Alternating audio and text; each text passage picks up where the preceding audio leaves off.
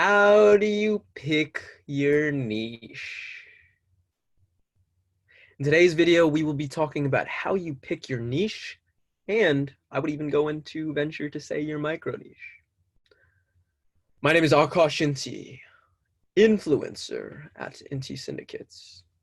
And at Inti Syndicates, our mission is to avail e-commerce, digital marketing, and social media marketing solutions to rising and clever, you must be clever, influencers. If you guys have watched some of the past videos that I've put out on Instagram specifically, that's really what this series is on.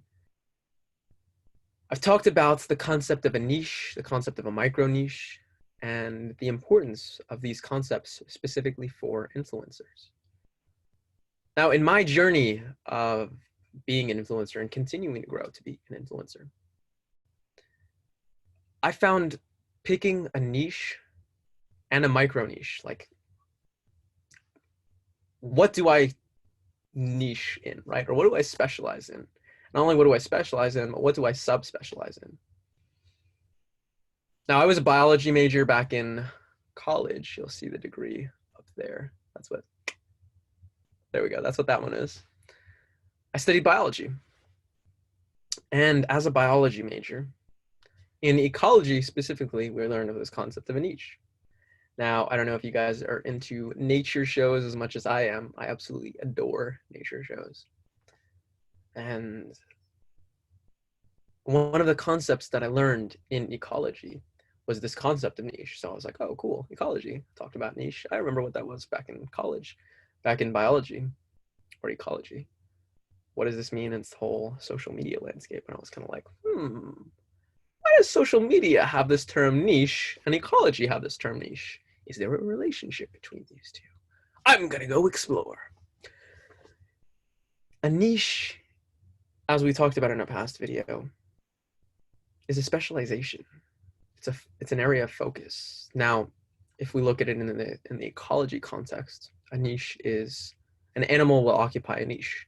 So, an example of this, the first thing that came to mind was a jackrabbit.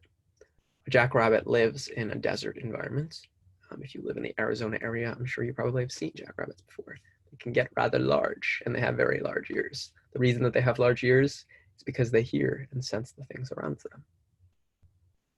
The niche that they occupy within the desert environment refers to what is the area of specialization that they have created for themselves. Now, a rattlesnake, which is also an animal that lives in that same environment, occupies a different niche than the jackrabbit. And what do I mean by this? Well, the jackrabbit has specific attributes to it. Like I mentioned, the large ears, its ability to jump and move in the way that it does, its fur coat. All of these things, all of these parts to the jackrabbit give it a special ability to live in that specific environment. And so it crafts out a niche. It crafts out an area of specialization of living within that environment. As mentioned, distinctly different from a rattlesnake. A rattlesnake, obviously with its scales, with its rattle, with its eyes, the way that they're pointed, occupies a different niche. They eat different types of food, these two. They move in different ways. And so at its core, at its essence, a niche, the niche of each of these species, the niche of each of these animals, is largely dictated by the individual animal itself. Similarly, we see this in social media. Now, I talked about some of the big niches in the past for social media. Some of these that I mentioned were health and fitness, business, money, motivation,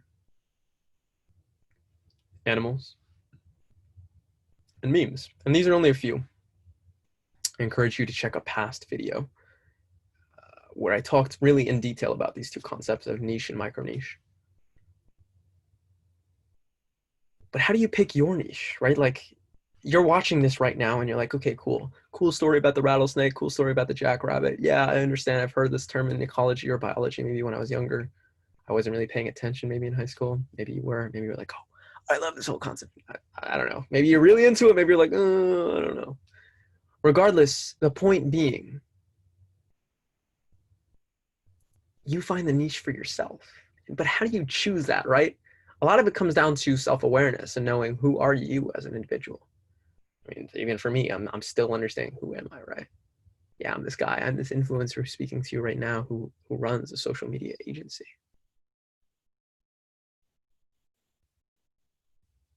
But even still, we're always learning about ourselves. So how do you pick your own niche? Well, one of the things that I do is the way that I went about it was I went back into my life. I was like, rewind, rewind. Why did I do that? Because if you can't do that in a video, that means you're really self-conscious. And if you're really self-conscious, how are you going to get to know yourself better? And even that little the little motion that I just did right there, I don't know. I probably could have done a better job at it. Anyways, the point being, I looked back at myself. I looked back into my history. I looked back into my past. And I took an assessment of like, what was I interested in? One of the niches that I specifically specialize in is lifestyle. Specifically within that, the micro niche would be men's lifestyle. And if you want to even go deeper, young men's lifestyle. Now you might be like, well, obviously you're a young man, like that makes sense. Yes and no, you know.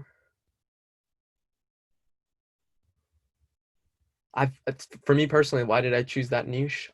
The amount of time that I've spent specifically in understanding not only masculinity in and of itself, but the lifestyle of a young man is like inordinate amounts of time. Like I literally spend my whole, really, well, most of my waking hours to understand this. So that was one reason. That's one of the niches that I occupy.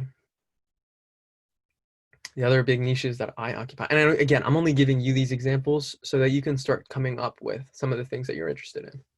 Some of the things that are important to you is animals. Animals is a niche of mine.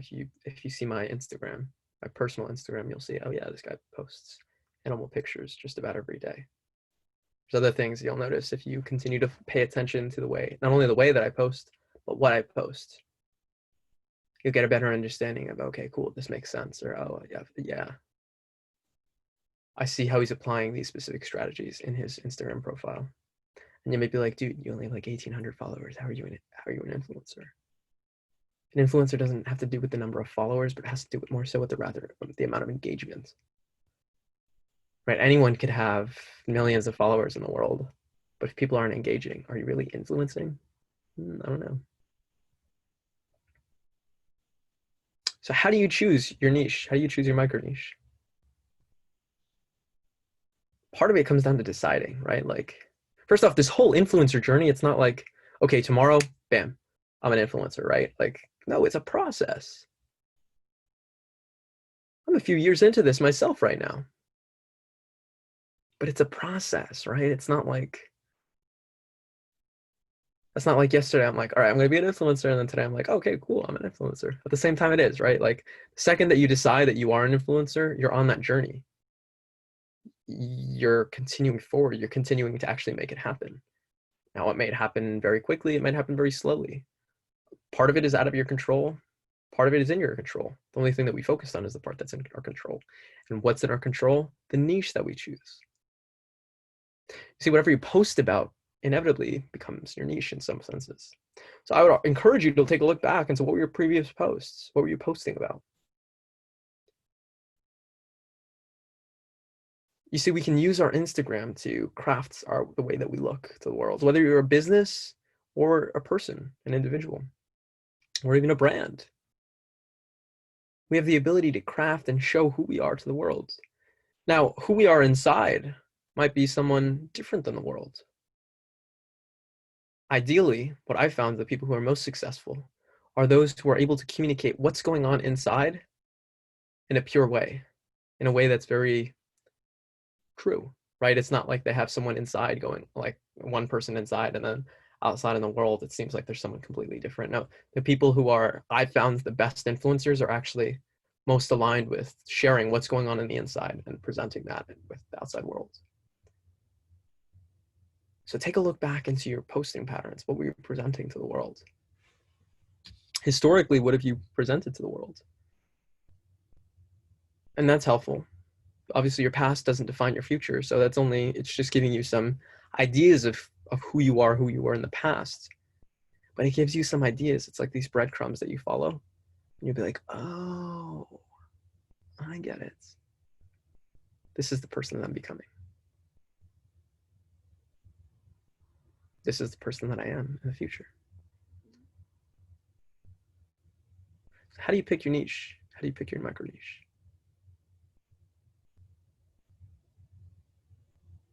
You simply pick it. You simply know, you know what? I'm going to spend time on this. You're going to have questions moving forward of like, okay, I've picked my niche. Maybe you're a boxer watching this right now. You're like, dude, I've been into boxing on the side. It's been a hobby of mine for my whole life. And you know what? I want to be seen as a boxing influencer. Maybe you're making your way into becoming an MMA fighter. I don't know. Perhaps you are someone who's big into makeup and fashion, and you've always wanted to present yourself as a makeup and fashion influencer. Maybe another one of you is like, you know what? I want to be the first big scientist influencer. I don't know, but you do. Whatever it is that's holding you back from being that influencer that you want to be, may you let it go now. And trust that what you know you want to be, what's going on inside here. Trust that not only is it good enough, but it's phenomenal. If you guys have any questions, I encourage you to type them out, whether that be in the YouTube when this goes up on YouTube or the Instagram. I will make my time to answer them as best as I can. And not only answer them, to engage. To me, like I said, it's important to me. Engaging, it's important to me for this to be a back and forth. Additionally, if you guys are watching on Instagram, I encourage you to click the link in the bio. There's a free PDF that you can get 5 ways to monetize your Instagram. And then if you're watching on YouTube, I will also include that link in the description below. Beaming influence, air.